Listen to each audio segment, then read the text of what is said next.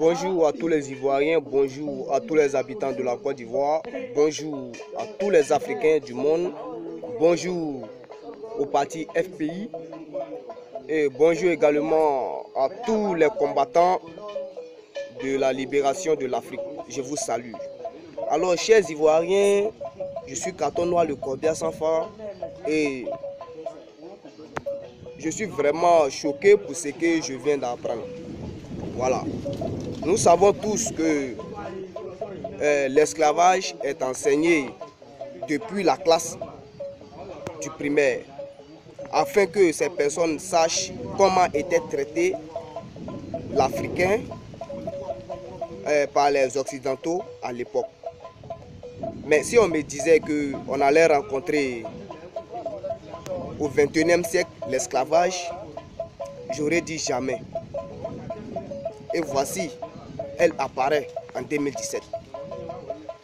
En cherchant, en menant mes enquêtes, j'ai appris quelque chose qui m'a vraiment choqué. Laquelle?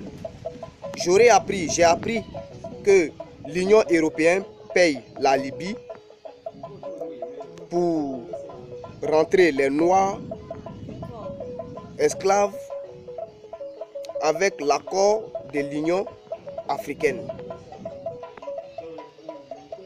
Vous voyez comment ça fait mal. Ça fait très mal. L'Union européenne qui paye la Libye pour rentrer les Noirs esclaves avec l'accord de l'Union africaine. Mais si l'Union africaine participe aux actes négatifs, ils sont capables de vendre les frères africains. Mais ça fait mal. Les chefs d'État africains sont complices. Il y a des Occidentaux qui ne sont pas d'accord avec le gouvernement français pour ce qu'ils font subir aux Africains. Mais comment on appelle ces actes-là? On les appelle le crime contre l'humanité. Mais si c'était lorsque l'esclavage a commencé, personne n'a intervenu. Aucun leader politique, aucun pays a intervenu. C'est Alassane Ouattara, moi j'ai vu, qui s'est joué les seigneurs et qui a fait rentrer les Ivoiriens qui étaient en Libye. Les immigrants qui étaient en Libye, Ivoiriens, il les a fait venir en Côte d'Ivoire. Mais si c'était une histoire de dégager quelqu'un du pouvoir, dégager une personne que dans son pays il y a des intérêts économiques, c'est là on allait voir intervenir tous les pays comme Nicolas Sarkozy, qui est le président des sales coups d'État, accompagné de son premier ministre, et puis de son vice-président, Moshi Draman Ouattara, l'homme au pantalon sauté. Si c'est pour déstabiliser un pays, là ils sont les premiers. Mais si c'est pour sauver une nation, aider les Africains, ils ne le font pas parce qu'ils n'ont pas d'intérêt là-bas. Mais pourquoi on n'arrête pas ces personnes-là? Pourquoi on n'arrête pas les personnes, les organisations comme l'Union européenne, comme l'Union africaine, pour les actes qu'ils ont posés? Hein? Les bateaux qu'on prend pour voyager sur l'eau, quand on prend les immigrants là-dedans, là, elle est fabriquée où? Elle est fabriquée dans des pays.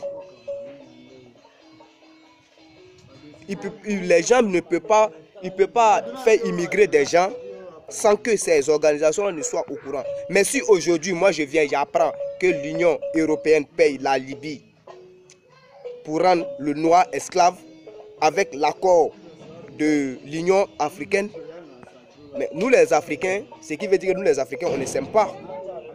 On ne s'aime pas. Si c'était le seul président qui pouvait mettre fin à tout cela là, c'était Gbagbo Laurent. Mais aujourd'hui, Gbagbo Laurent est à la CPI, en train d'être jugé.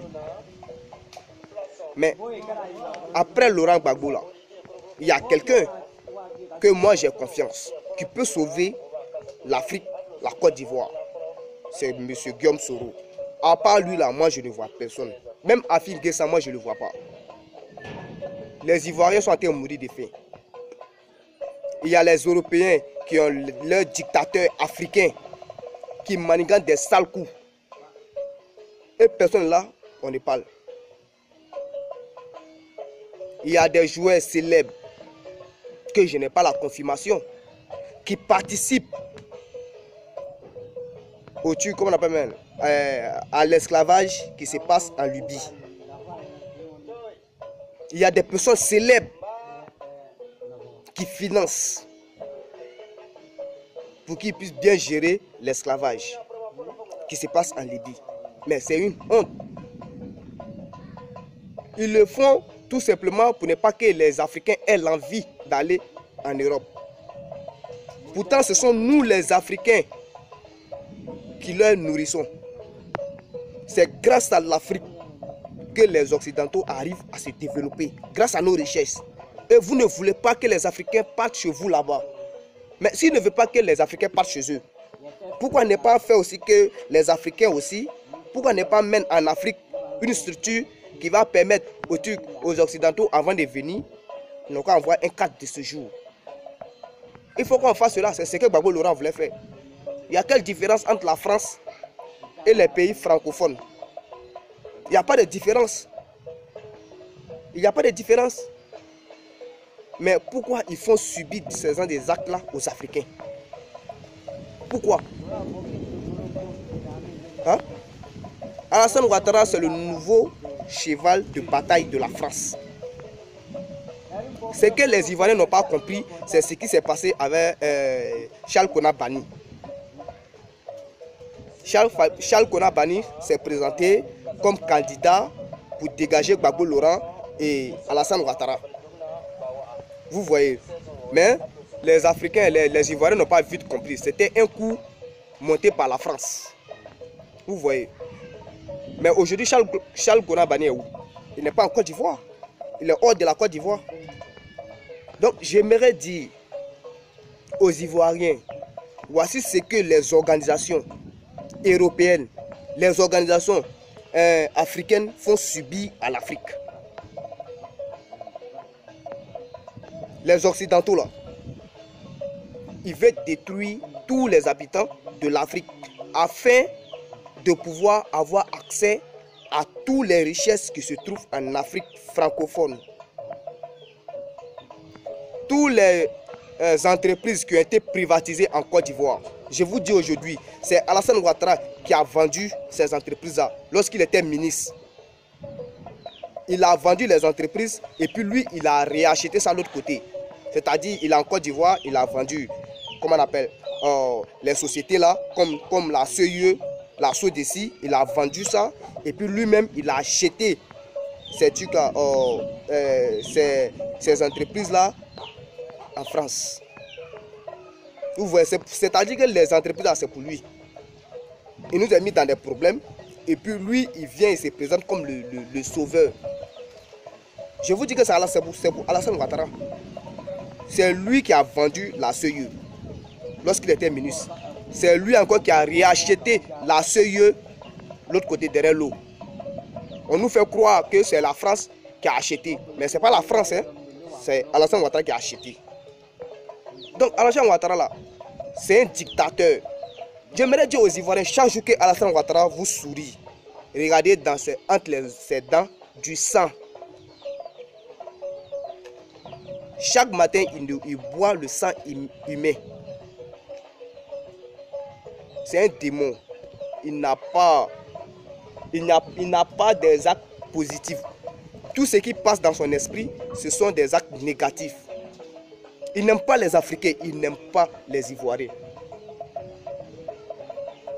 Ce n'est pas un Ivoirien, c'est un Burkinabé, mais il refuse d'admettre que lui est Burkinabé. Je sais qu'après, il va aller se présenter dans un autre pays pour dire que non, lui, il est nationalité de ce pays-là. Donc, chers Ivoiriens, je veux vous dire, si nous pouvons prendre les choses en main, prenons les choses en main. dès maintenant.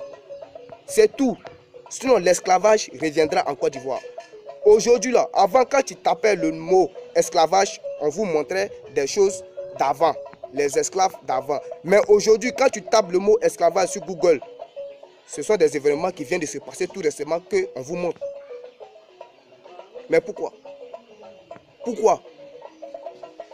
Donc, chers Africains, chers Ivoiriens, il est temps pour nous de se ressaisir. En Côte d'Ivoire, la personne qui peut sauver la Côte d'Ivoire, c'est M. Guillaume Soro. À part Guillaume Soro, je ne vois personne. Si Gbagbo Laurent était là, mais comme Soro Guillaume a été alerté par le sein politique au sein politique de Gbagbo Laurent, donc c'est le même sang. Donc Guillaume Soro peut gérer la Côte d'Ivoire et il va gérer la Côte d'Ivoire. Même si Alassane Ouattara veut, s'il veut, si Alassane Ouattara veut là, il n'a qu'à lui donner tous les postes du gouvernement. Mais nous les Ivoiriens, nous ne l'aimons pas. Moi je ne vais jamais aimer Alassane Ouattara. Je ne vais jamais l'aimer. Amadou Bon même, lui-même il a posé un acte qui me fait mal. J'ai honte pour lui. Il est en train de prendre les malédictions des vieux du Nord pour mettre dans sa poche.